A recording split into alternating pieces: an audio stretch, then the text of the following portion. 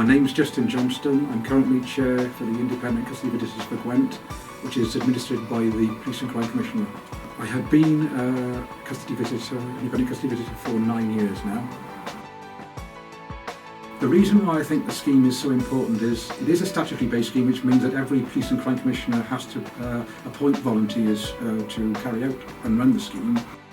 It's a reassurance for those within the community that independent people are going in on a weekly basis to ensure that the rights of detainees under the Police and Criminal Evidence Act and their welfare is being addressed in an appropriate way.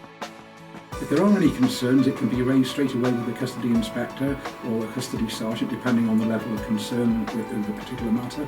And then if that's not satisfactory, then it can be obviously raised via the Police and Crime Commissioner's office. My name is Owen Jones. I'm Custody Inspector at Newport Central Police Station. The importance of independent custody visitors can't be underestimated. It's a national protocol which has been set up and is vitally important because it provides independent scrutiny to us within custody, and it's always appreciated to have an additional independent pair of eyes having a look over custody and making sure that we're looking after detainees appropriately and properly.